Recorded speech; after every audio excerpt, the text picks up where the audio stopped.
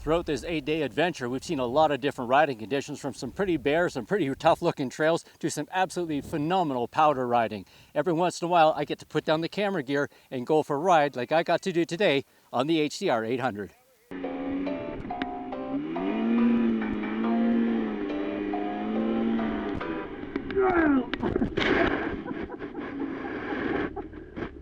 I'm not in this. You're naked.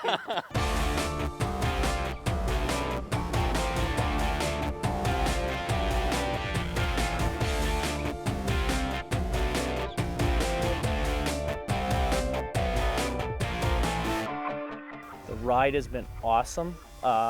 Yesterday we had an epic sunny day all day. It was excellent. Got beautiful pictures.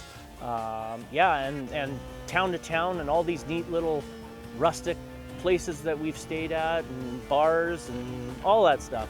It's been a great time. Certain conditions that we've had during this trip, you would want a different sled, obviously. Today we were on Yanks and of course you want a mountain sled to play in the snow. So yeah, no, it's really good to be able to try all the sleds, and you know, wide ski stance, narrow ski stance, long track, short track, you know, a wider front end's better in the bumps. Yeah, you get to try all that stuff.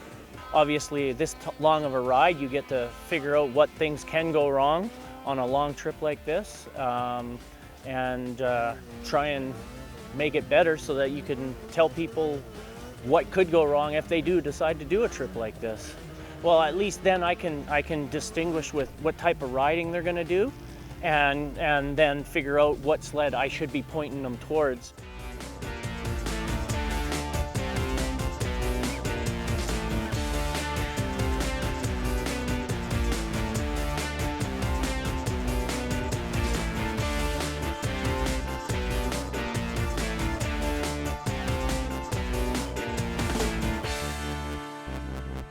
You're coming to a place with 154 years of history on 154 horses of power.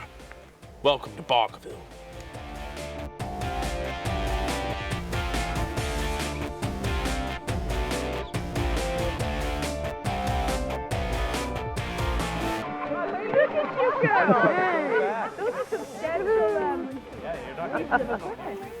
So Barkerville is a gold rush town that sprang up in the mid-1800s, 1862, around a major gold strike from Billy Barker, who came from England.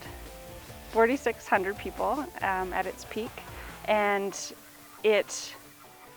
after the 1800s gold rush, the population died down a little bit until another gold rush came in the 30s in nearby wells, and then there was a bit more action in placer mining again. And in 1958, the province declared it a National Historic Site of Canada. Yes, yeah, there's a few replica buildings on site, but most of the buildings are original buildings.